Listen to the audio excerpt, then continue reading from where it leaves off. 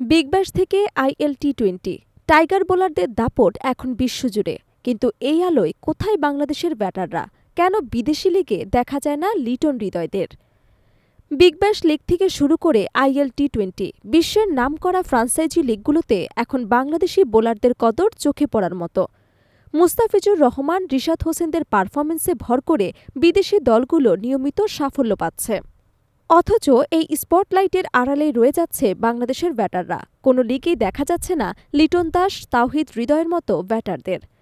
তবে প্রশ্ন উঠছে, এটা কি সত্যি দুর্ভাগ্য, নাকি সুযোগ পেয়েও নিজেদের প্রমাণে ব্যর্থ হচ্ছেন তারা?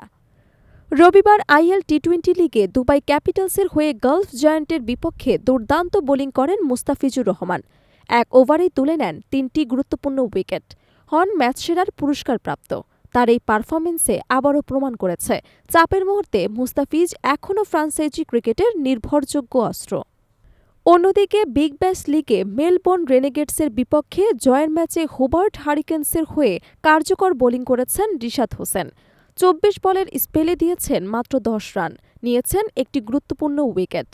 ডট বলের চাপেই প্রতিপক্ষকে কোণঠাসা করে ফেলেছিলেন তিনি। ফিজ ও রিশাদ, এই দুই বোলার এখন তাদের নিজ নিজ দলের প্রধান হাতিয়ার হয়ে উঠেছেন। এত সব ইতিবাচক আলোচনার মাঝেই হতাশার জায়গা তৈরি করেছে বাংলাদেশের ব্যাটারদের হিসেব নিকেশ। দুইটি বড় লিগে যেখানে 3 জন বাংলাদেশি বোলার খেলছেন, সেখানে বিশ্বের কোনো ফ্রাঞ্চাইজি লিগেই সুযোগ পাচ্ছেন না কোনো টাইগার ব্যাটার। একদিকে বাংলাদেশ ক্রিকেট বোলিং বিভাগে এগিয়ে যাচ্ছে, অন্যদিকে ব্যাটিংয়ে যেন পিছিয়ে পড়ছে, আর এটাই হয়ে উঠছে সবচেয়ে চিন্তার বিষয়। কারণ দিন শেষে ক্রিকেট যে দুই পাখায় ভর করে এগিয়ে চলে, ব্যাটিং ও বোলিং। একটি শক্তিশালী হলেও অন্যটি দুর্বল হলে আন্তর্জাতিক কিংবা ফ্রাঞ্চাইজি ক্রিকেটে টিকে থাকা কঠিন। বিশ্লেষকদের মতে ব্যাটারদের সুযোগ না পাওয়ার পেছনের মূল কারণ হতে পারে তাদের সাম্প্রতিক পারফরম্যান্স। সবশেষ বাংলাদেশি ব্যাটার হিসেবে আইপিএল খেলেছিলেন লিটন দাস, কিন্তু সেই সুযোগে তিনি কাজে লাগাতে পারেননি। পরের মৌসুমে আর কোনো ফ্রাঞ্চাইজি তাকে দলে নেয়নি। শুধু লিটন নয়, আইপিএলের সর্বশেষ নিলামে কোনো বাংলাদেশি ব্যাটারই দল পাননি। অন্যদিকে মুস্তাফিজুর রহমান গেল আসরে টুর্নামেন্টের মাঝপথে যোগ দিয়েও বল হাতে নিজের সেরাটা দিয়েছেন। তার ধারাবাহিক পারফরম্যান্সের ফলে এবারের আসরে তিনি পেয়েছেন রেকর্ড মূল্যের চুক্তি। একইভাবে রিশাদ হোসেন প্রথমবার বিগ ব্যাশ খেলেই নিয়মিত পারফরম্যান্স দিয়ে নিজের জায়গা পাকাপোক্ত করে তুলেছেন। এটি ভবিষ্যতে আরও বড় লিগে দল পাওয়ার সবচেয়ে বড় ভিত্তি।